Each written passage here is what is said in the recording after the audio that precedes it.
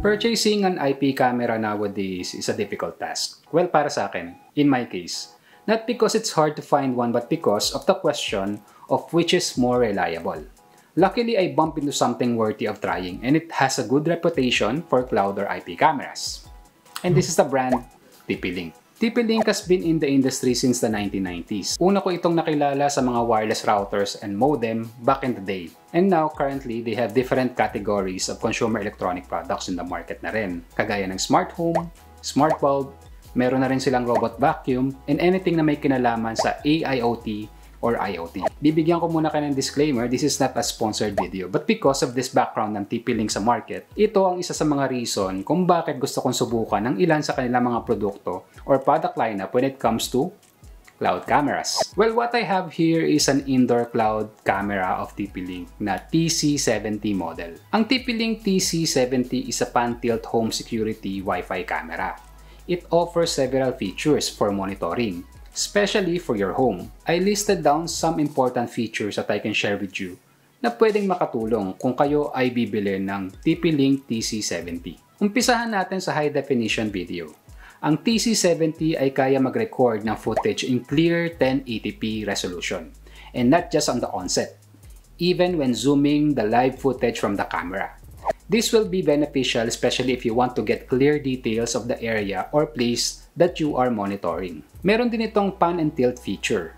Ang camera nito is capable of 360 degrees panning horizontally at 114 degrees vertically, which means you have a wide coverage for checking the area, hindi kagaya ng ibang cloud camera brand dyan na stationary lang. Nakatry na ako ng ibang cloud camera na walang ganitong feature, medyo mahirap mag-monitor. And aside from that, meron din itong advanced night vision. Ang maximum range ng night vision nito is up to 30 feet. This is based on the study na at this range, kaya mo pang ma-identify or ma-visualize ang isang object during dark or night scenes. Ito rin ay may motion detection and notification na. Ang camera ay kaya makadetect ng motion sa tulong ng advanced cloud sensing na magsasend sa iyo ng alerts to your smartphone using the TP-Link application. So you can be aware of any activity sa area na minamonitor ng ating TC70. Pwede ko na rin mag-send ng sound and light alarma using the TP-Link application in case na may mga unwanted visitor ka na darating for extra security. Isa pang okay sa TP-Link TC70 is using the two-way audio. Meron itong built-in microphone and speaker na pwede mong gamitin directly sa app to the physical location ng TC70 kung saan man ito nakalagay.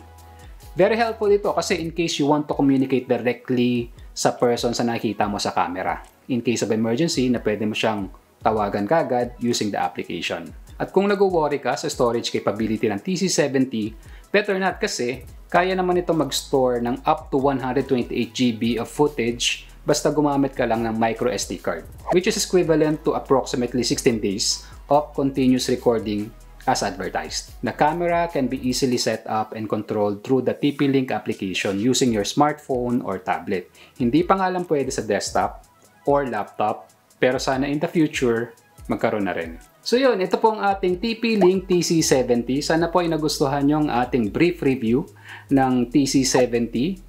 Mare-recommend ko po ito kung naghahanap kayo ng IP camera or cloud camera na pwede sa indoor. Hindi po siya pwede sa outdoor. Kung naghahanap po kayo ng outdoor camera ng TP-Link, ilalagay ko po yung kanilang official website sa description below. So hanggang dito na lang po muna. Maraming salamat po sa panonood. Lagi po kayong mag-iingat. Stay safe po, stay healthy, and always be nice to everyone. Kita tayo sa next video.